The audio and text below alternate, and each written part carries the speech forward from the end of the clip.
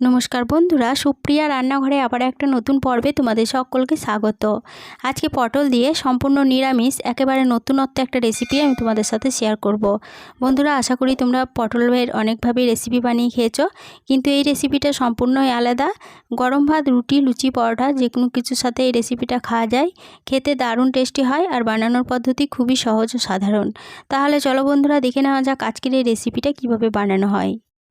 পটল দিয়ে রেসিপিটা বানানোর জন্য এখানে নিয়েছি 5 পিস পটল। এখানে আমি 5 পিস পটল নিয়েছি, তবে তোমাদের বাড়ির লোক সংখ্যা অনুযায়ী পটলের পরিমাণটা কিন্তু কম বেশি করে নিতে পারো। পটলের যে পাতলা খোসাটা আছে সেটা আমি চেঁচে নেব।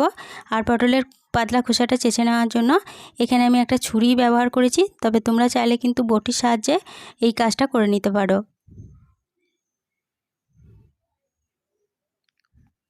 একটা পটলের খোসা চেঁচে বাদ দিয়ে দেওয়া হয়ে গেল।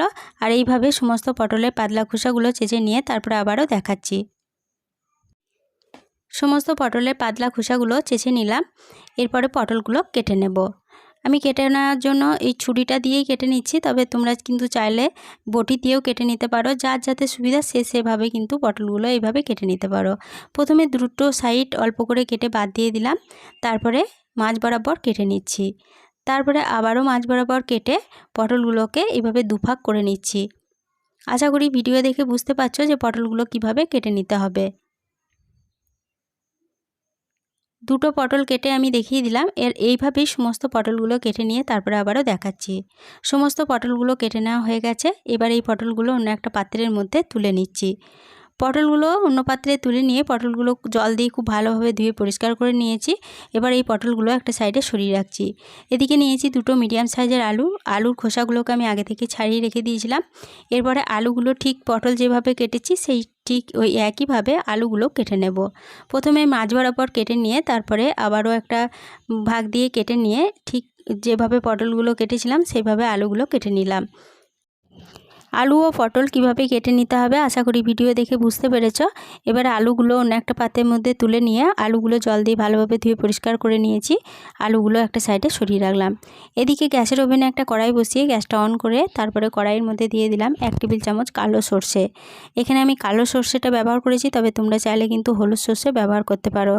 এবার গ্যাসের ফ্লেমটা লো টু মিডিয়ামে রেখে সর্ষেগুলোকে বেশ কিছুক্ষণ সময় ধরে নেড়েচেড়ে ভেজে নেব। সর্ষেগুলোকে একটু সময় ধরে নেড়েচেড়ে ভেজে নিয়েছি। সর্ষের কালারটা চেঞ্জ হয়ে গেছে আর সর্ষেটা থেকে একটা সুন্দর গন্ধ বেরোতে শুরু করেছে। তখন সর্ষেগুলো কড়াই থেকে নামিয়ে রেখে দিলাম। এরপরে ওই কড়াই আবার গ্যাসের মধ্যে বসিয়ে দিয়ে কড়াইয়ের মধ্যে দিয়ে দিলাম 2 চা চামচ সর্ষের তেল। তেলে সামান্য একটু হলুদ গুঁড়ো দিয়ে দিলাম আর দিয়ে দিচ্ছি সামান্য একটু লবণ।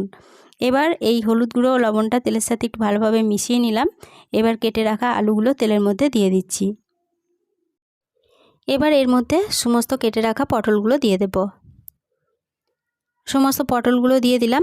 এবার গ্যাসের ফ্লেমটা মিডিয়ামে রেখে আলু পটলগুলোকে একটু নেড়েচেড়ে ভেজে নিচ্ছি।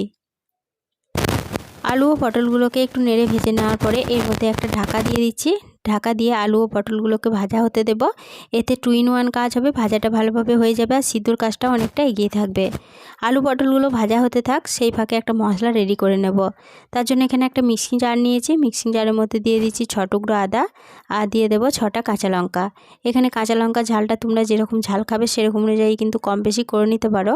এরপরে সামান্য একটু জল দিয়ে দিলাম। এবার মিক্সিং জারের ঢাকনাটা বন্ধ করে এগুলো বেটে নেব। আদা ও কাঁচা লঙ্কাটা ভালোভাবে বেটে নিলাম। এবার এটা একটা সাইডে সরিয়ে রাখছি। এদিকে 4 মিনিট ঢাকা দিয়ে আলু ও পটলগুলো ভাজা হতে দিয়েছিলাম। 4 মিনিট পর ফিরে এসে ঢাকাটা খুলে নিলাম। আর এই 4 মিনিট ঢাকা দিয়ে ভাজা হওয়ার ফাঁকে আমি দুবার ঢাকা খুলে আলু পটলগুলোকে নেড়েচেড়ে দিয়েছিলাম। আলু পটলগুলো দেখো ভালোভাবে ভাজা হয়ে গেছে। এবার এই আলু ও পটলগুলো কড়াই থেকে নামিয়ে নিলাম।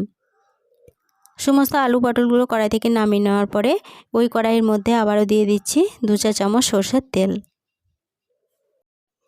এবার তেলটা ভালোভাবে গরম হয়ে যাওয়ার পরে তেলে ফোড়নের জন্য দিয়ে দিচ্ছি 1/2 চা চামচ 5 ফোড়ন। একটা গোটা শুকনো লঙ্কাকে কেটে দিয়ে দিলাম আর একটা তেজপাতাকে কেটে দিয়ে দিলাম। এরপরে ফোড়নগুলো ভালোভাবে ভেজে নিচ্ছি।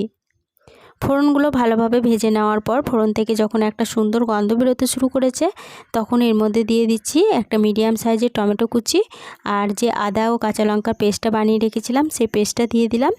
এরপরে গ্যাসের ফ্লেমটা মিডিয়ামে রেখে এগুলোকে একটু নেড়েচেড়ে কষিয়ে নিচ্ছি। আদা ও কাঁচা লঙ্কা বাটাটা 1 মিনিট মতো নেড়ে কষিয়ে নেওয়ার পরে আদা থেকে যখন কাঁচা গন্ধটা চলে গেছে তখন এর মধ্যে দিয়ে দিলাম হাফ চা চামচ জিরে গুঁড়ো, দিয়ে দিচ্ছি হাফ চা চামচ হলুদ গুঁড়ো, কালারের জন্য দিয়ে দিচ্ছি হাফ চা চামচ কাশ্মীরি লঙ্কা গুঁড়ো। কাশ্মীরি লঙ্কা গুঁড়োটা একদমই অপশনাল, কাশ্মীরি লঙ্কা গুঁড়োটা আমি শুধুমাত্র কালারের জন্য ব্যবহার করেছি। এটা তোমরা না দিতে চাইলে কাশ্মীরি লঙ্কা গুঁড়োটা বাদ দিয়ে দেবে। এরপরে গ্যাসের ফ্লেমটা লো টু মিডিয়ামে রেখে সমস্ত মশলা ভালোভাবে নেড়েচেড়ে কষিয়ে নিচ্ছি। মশলাটা কিন্তু যত ভালোভাবে কষানো হবে রেসিপিটা খেতে তত ভালো লাগবে। মশলা কষানোর কাছেই কিন্তু রান্নার সব কিছু নির্ভর করে।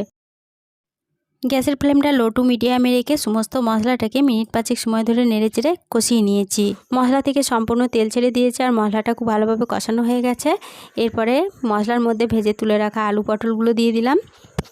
এরপরে এই আলু পটলগুলো মশলার সাথে একটু নেড়েচেড়ে কষিয়ে নিচ্ছি। আলু ও পটলগুলো মশলার সাথে 1 মিনিট মতো নেড়ে কষিয়ে নিলাম। এরপরে এর মধ্যে দিয়ে দেব পরিমাণ মতো জল।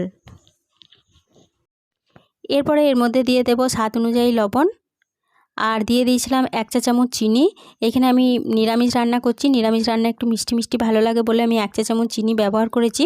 তবে ভিডিওর সমস্যার জন্য এই চিনি দেওয়াটা দেখানো হয়নি। মিষ্টিটা অবশ্যই দেবে, তবে মিষ্টির পরিমাণটা কম খেতে চাইলে চিনির পরিমাণটা কমিয়েও চিনিটা অবশ্যই ব্যবহার করবে। এবার ঝোলটা যখন ফুটতে শুরু করেছে তখন এই তরকারির মধ্যে একটা ঢাকা দিয়ে দিলাম। ঢাকা দিয়ে মিডিয়াম ফ্লেমে এটাকে বেশ কিছুক্ষণ সময় ধরে রান্না করে নেব। মিডিয়াম ফ্লেমে ঢাকা দিয়ে মিনিট 5 সময় ধরে রান্না করে নিলাম। 5 মিনিট পর ফিরে এসে ঢাকাটা খুলে নিলাম। ঢাকাটা খুলে নেওয়ার পরে সমস্ত উপকরণ একবার ভালোভাবে নেড়েচেড়ে নিচ্ছি। আর এই সময় তরকারির আলু পটলগুলো ভালো মতো সিদ্ধ হয়েছে কিনা একটু চেক করে নেব। তরকারির আলু ও পটলগুলো ভালো মতো সিদ্ধ হয়ে গেছে। এবার যে সর্ষেটা আমি শুকনো কড়াইয়ে ভেজে রেখেছিলাম সেই সর্ষেটা ঠান্ডা হয়ে যাওয়ার পরে গুঁড়ো করে নিয়েছি। সেই গুঁড়ো করে নেওয়া সর্ষে 1 চা চামচ তরকারির মধ্যে দিয়ে দিলাম।